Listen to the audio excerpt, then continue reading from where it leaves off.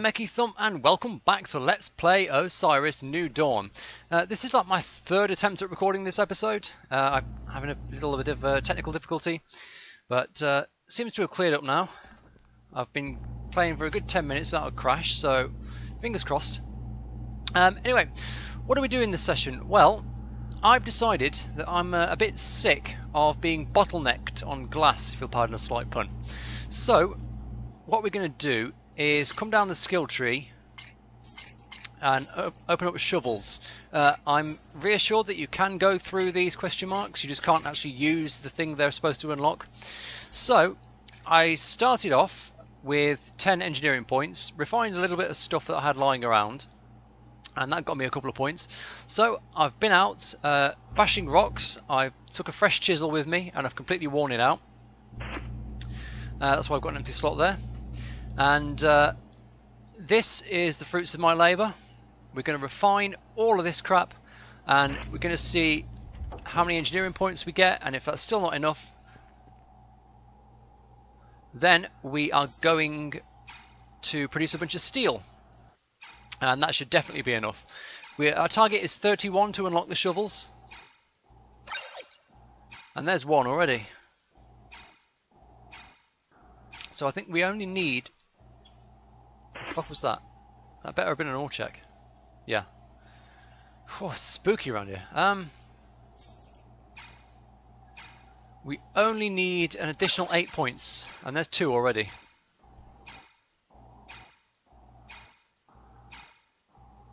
So I'm going to refine a stack of aluminium, a stack of iron, stack of magnesium, make a bunch of steel, and we'll see how far that gets us. That should get us more than enough. Right, so that's a stack of each refined. Let's see what we've got. That's 38 engineering points. So remember, we started off 23 before we were doing that refining, so that's taken us quite a long way. In fact, I've leveled up in the meantime. I had some points hanging around anyway. But we're going to keep going. Do you know what? I'm just going to push stamina as far as I can go. We'll see what difference that makes. Right, so we can come down here, unlock the wrench, and the stone shovel coming soon, TM, and the crude metal shovel. We could even probably push on and get the standard shovel, but I want to move fairly quickly. Let me get those batteries back out and put one in the torch. Because I'm on about half hydration at the moment. I've got an empty glass jar, but what I want to do is take a beacon with me and drop it next to the trees so I don't have to keep remembering where the point is. Now let's see, crude metal shovel. I think that's on the work table, isn't it? Not in this one.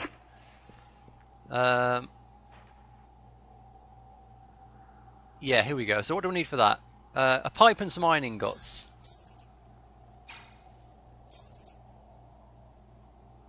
Right, so we get the crude metal shovel.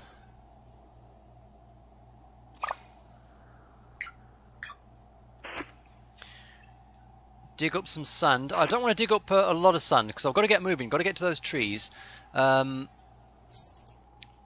So we only really need enough for one glass.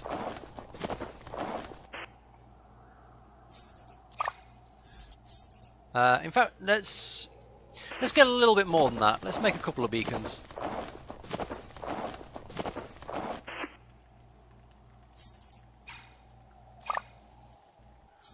So 3 glass. I need steel and plutonium ingots. So there's the steel. Have I refined any plutonium? I don't think I have. Okay, we'll just refine some plutonium as well then. And that should be all we need.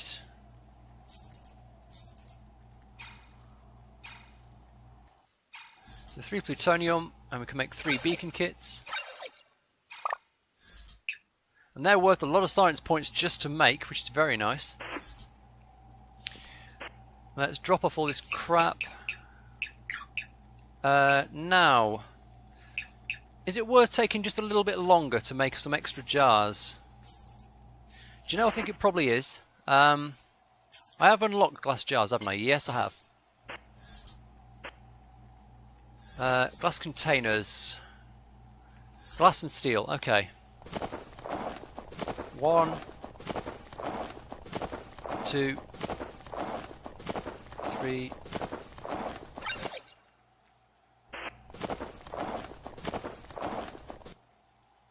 That's 5 sand. If we want to make 3 extra jars, that should be enough to make the glass for that. 2 jar, 3 jar, glass, containers. Right, so that'll we've now got 4 jars. Hopefully we're going to fill all those with sap. Let's deposit everything we don't need. So the steel, beacon kits obviously we're going to keep. That battery can go in there. All that, these talons and stuff.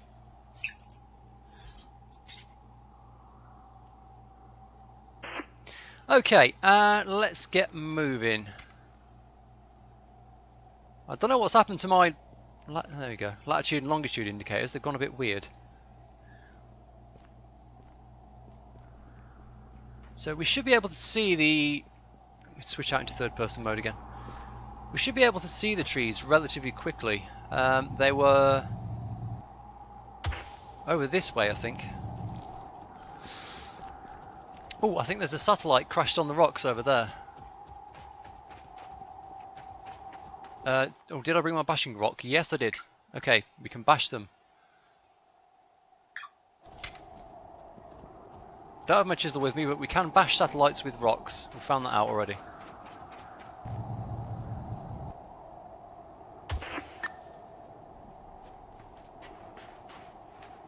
It's in a bit of an awkward place, but I think I can reach it.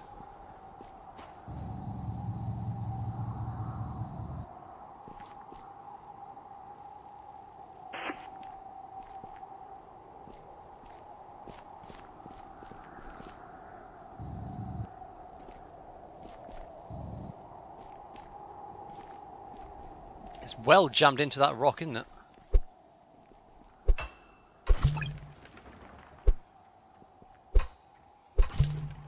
Cryptexes and, well, a cryptex and some wire.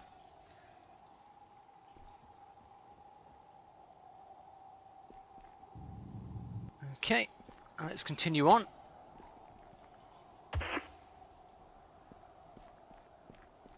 Should be about 7 clicks that way. I'm not sure how long a click is, but the thing is, in all these like sci-fi settings, people love to measure things in clicks. So I'm going to say 1 degree is 1 click.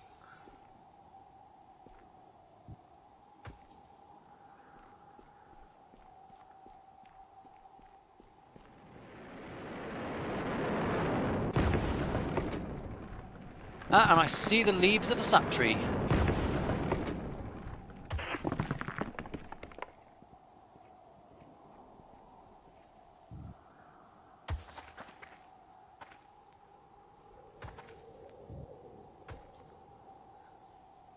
Okay, I'm going to have to rest here a little bit and let my hover boots recharge. I think I'm in a little bit of a hole.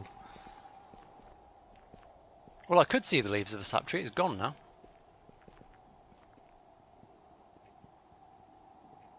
Ah, there it is.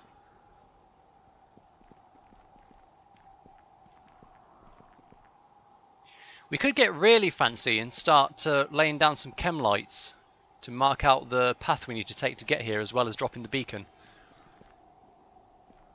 That may be a bit later along, although I imagine there's pretty decent points in crafting a bunch of those.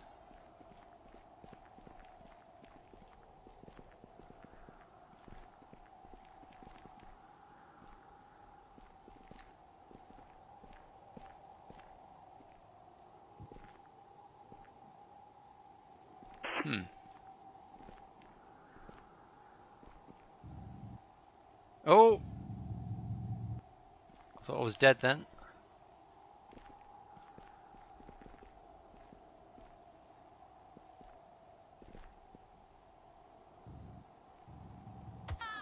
Oh, yeah, I'm dead. I'm not sure about those hover boots. I'm not exactly sure how much fall damage they can negate.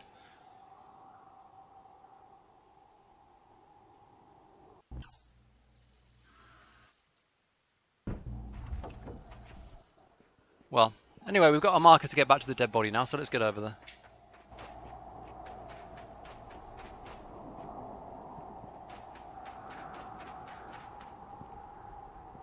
I wonder if it might be quicker to go this way around. Yeah, it's probably easier to actually come this way. See, that's what I'm saying about the chem lights. We can't travel just directly from the base towards the beacon, or we're going to be leading ourselves off that cliff every time. But if we leave a trail of, like, let's say orange chem lights to mark out the sap path, then we'd know to come along this way instead. And it's a bit longer in terms of run distance, but there's no like suicide jumps that we have to make.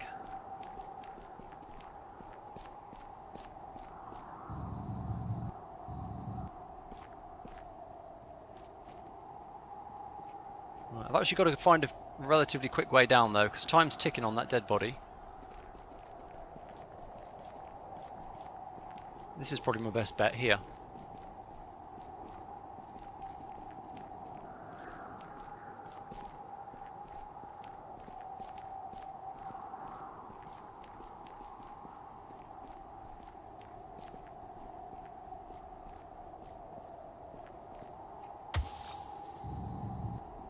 Here we are.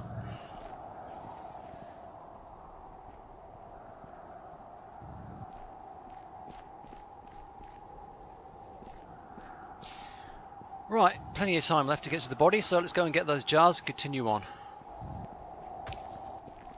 Ah, there she is. Right. Let's have all the jars on the hotbar for now. Actually, let's put the masking tape in slot 1 as well. Dead body has been raided. Right, now, let's get some sap. Get some sap and drop a beacon. Then we'll get back to base. And maybe we will build some chem lights.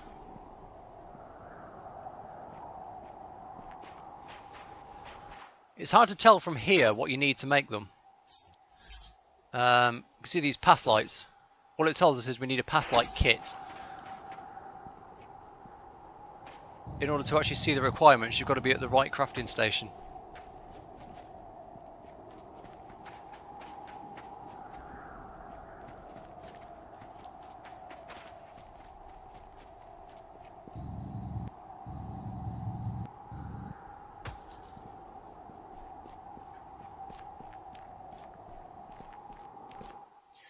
Okay, so for the first time this season, let's get our beacon kits. Drop a beacon right here. Press F to confirm build.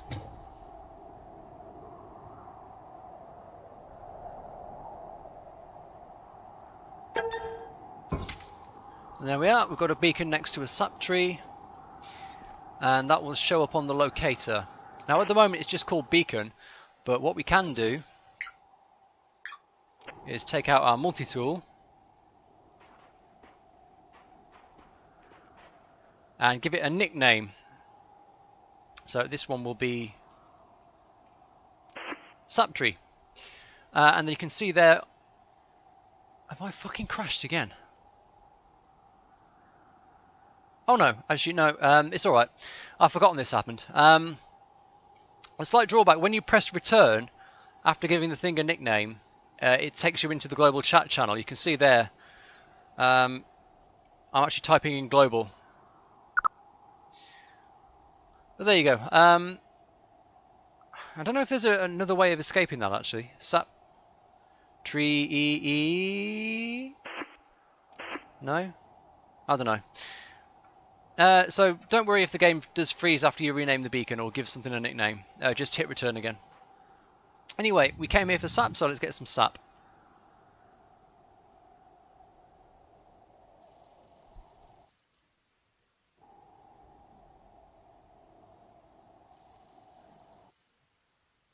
Getting a flood of sap, a flood of science points. And obviously we'll top off our hydration before we go back.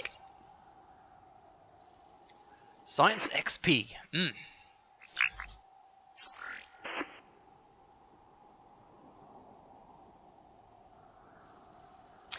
Okay, yeah, let's go back to base and we'll see what we need to make some chem lights. Now the question is, what is the quickest path down here?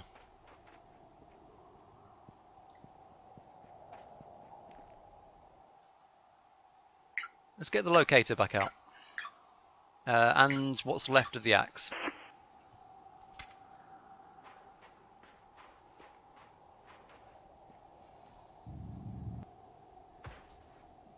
So we can come around that way and up here, or we can go around that way, which did seem to be the quickest sort of path.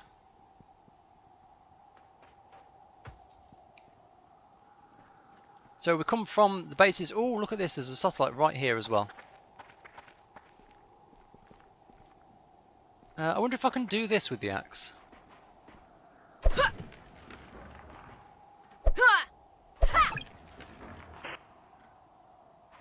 Oh look, that's a very nice find. A small solar panel kit. That saves us a lot of wires and stuff. And we can actually... We didn't get the resources from the satellite, sadly, but we got a solar panel kit which is going to let us build solar panels at our base. That's a big gain, because things like the fabricator, the water dispenser, all that sort of stuff needs power. And you get that, at the moment anyway, from solar panels, which you need to make solar panel kits to produce, which we've just found 2 of. So yeah, we'd come along the top there to that like friendly drop down there, and we'd run into a crab monster and die, but then respawn and get our stuff back and continue on to the sap trees. And if you don't want to make the jump, there's an easier path back up around here. And here we are, the friendly nuclear glow of the forged plutonium reactor. Now, I think we're safe, there's nothing chasing us. Let's have a peek in here and see what we need to make these chemlight kits. Again, pretty simple actually, only iron, plutonium and glass. How much plutonium do I have left? Let me go first person for this. The one drawback of third person mode is I hate navigating around this place in it. We haven't got much more refined, but we've got plenty of ore. Let's make some plutonium ore. Plutonium ingots. Let's pick up a casual engineering point while we're at it.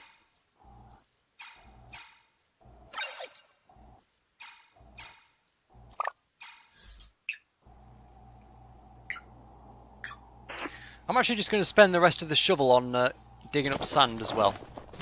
We're just going to make as much glass as we can. Glass does come in very handy, as you might imagine.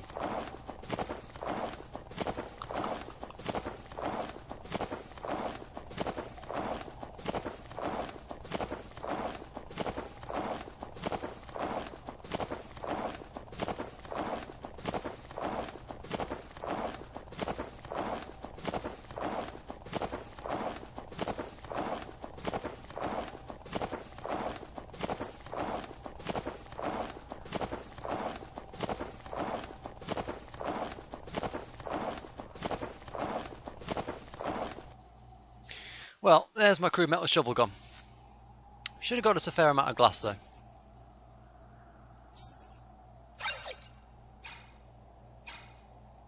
Apparently we get science points for crafting glass. Nice to know.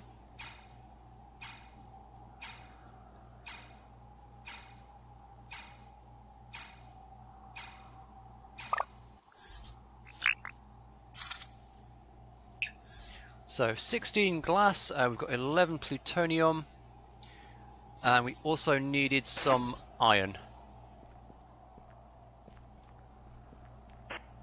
We've got some refined, but let's refine another stack. And it seems to be 1 engineering point for every 10 ingots. It's nice how deterministic everything is now. Like it's really possible to predict how much XP you're going to get from a given activity. Okay, now I can't remember like exactly the layout I want, so I'm going to make a fair number of these pathlight kits. Like 8 should do. And we'll find a use for the rest of them, even if we don't use them to mark out this path in particular. Let's drop off the rest of the materials back in there. This wire. And we'll probably finish the day with that cryptex. Okay. Right. Actually, let's do the cryptex now. I might as well wait till dawn to do this, because we are in night time at the moment, and there could be horrible beasties around.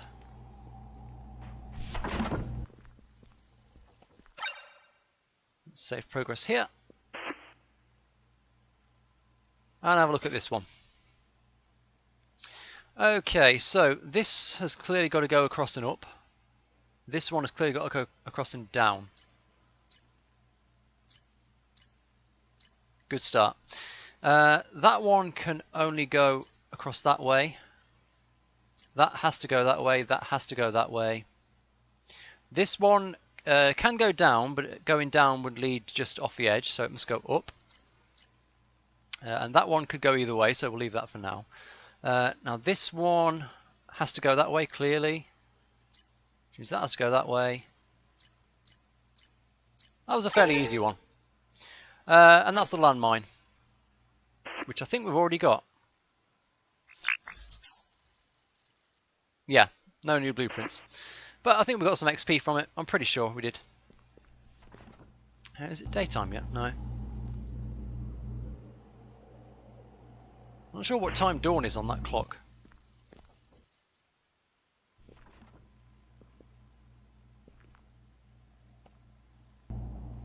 You know what, screw it, let's proceed. So, let's pull up the Subtree Waypoint.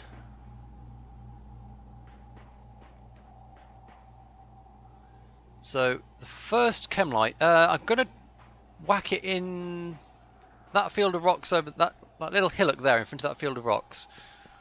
Hopefully we'll be able to see that from the base.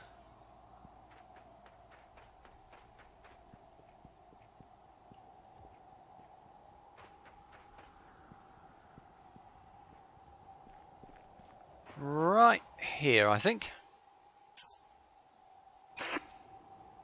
So, drop a path light here.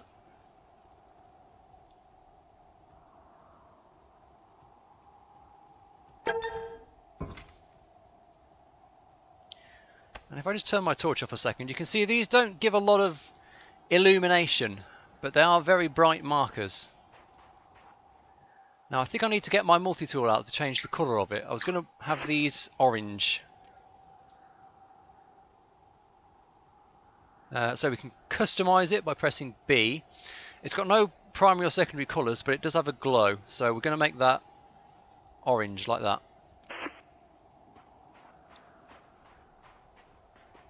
And if we go back over to the dome, we should be able to see that from all the way over there.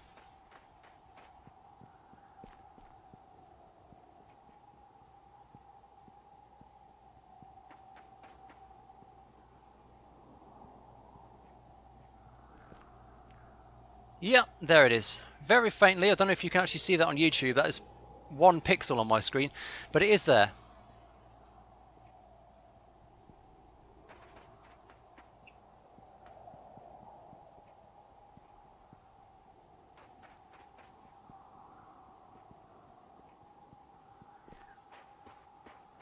Okay, so next, over there somewhere, I think.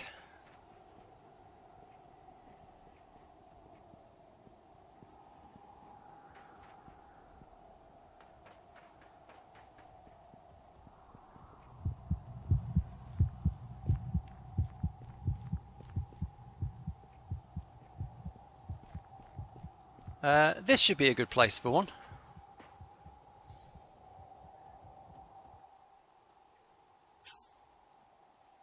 Let's see, utilities, path lights. Can I get it roughly there?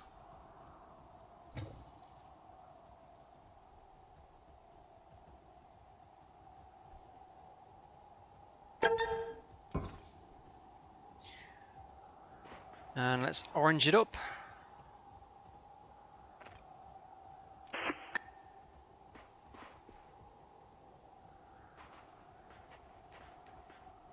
Okay, next one.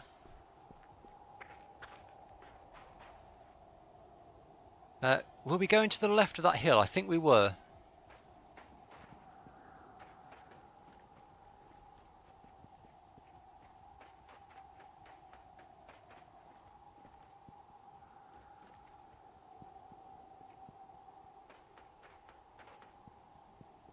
It actually doesn't matter if we misplace these a little bit, because we can pick them up and move them.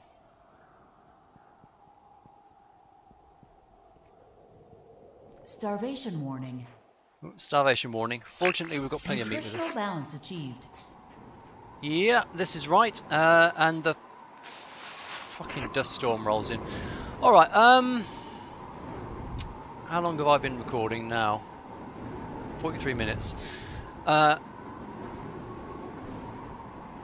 Yeah, I probably don't have enough for an episode, so I'm going to have to show the rest of this pathlight building. It's interesting to note that we can't actually see the chem lights through the dust storm either. So they're not as useful as you might hope for that.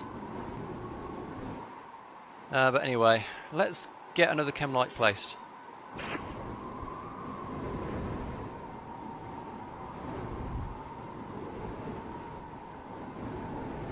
Should do the trick.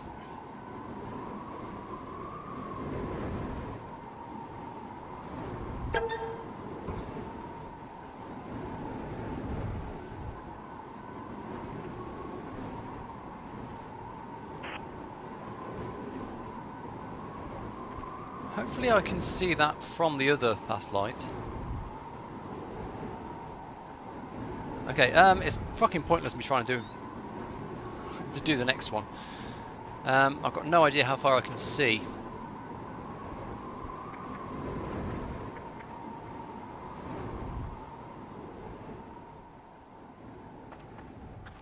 Oh, there we go. Dust storm's clear.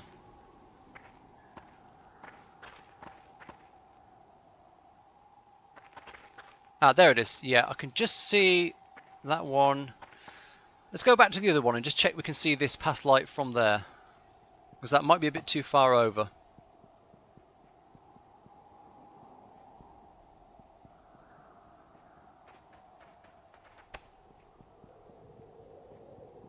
It's actually easier to do this at night because the glow is a bit more noticeable.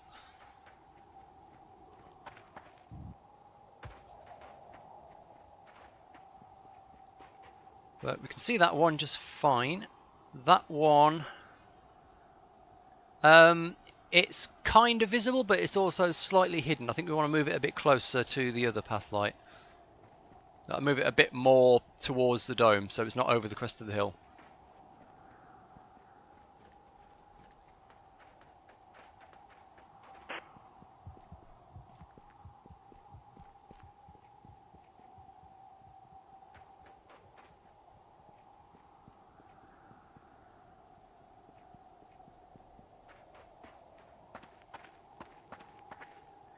So I can pack it up with T, take the kit back, and let's put this path light down here.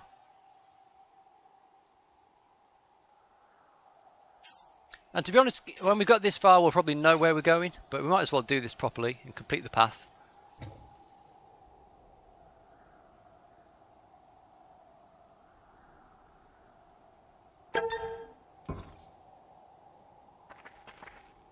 Very good. Customize orange glow, if you please.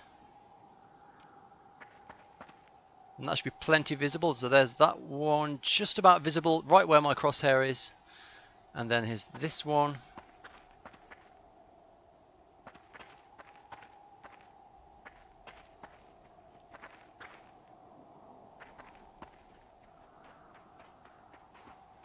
Then we'll put the next one now, because that's on that side of the hill.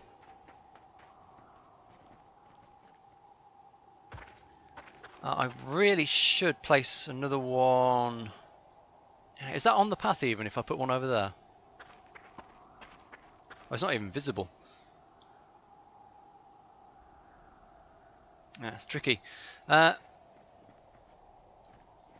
Okay, well, we'll go over here anyway, and we'll just stick a path light on down here.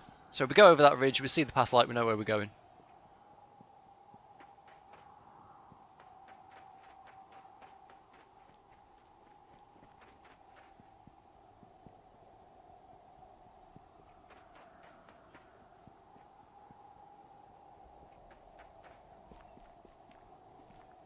About here, should do.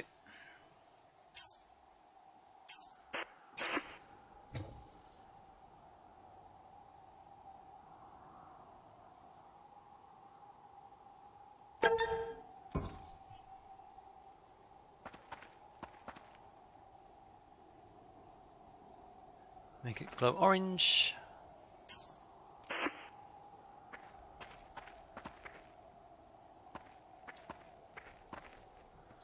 And let's put one more at the jump, like where it's safe to jump down.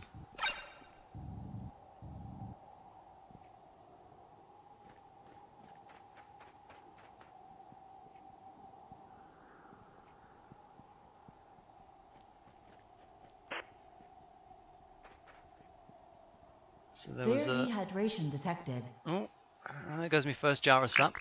Hydration levels are now satisfied.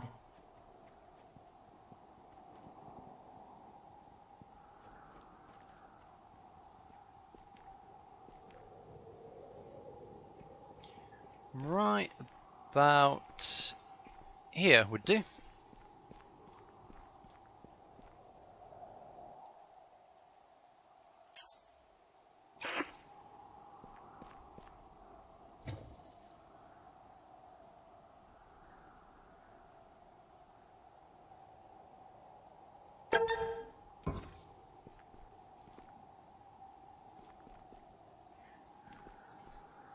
I'm thinking I might actually leave that one glowing blue, just so I know that it means something different. It means I can jump down there, don't just like continue on down this path. Well, can I see another satellite over there, or is that part of an array? Let's go and check that out.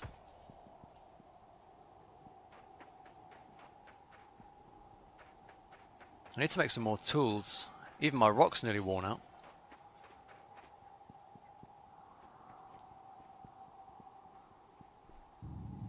Oh no, it's the array. Still no idea what that's for. Alright, well, that should do for one episode, I think. So, that's been Let's Play Osiris New Dawn, and I've been EkkiThump. Today, we've built some beacons, got some glass, got a load of stat points.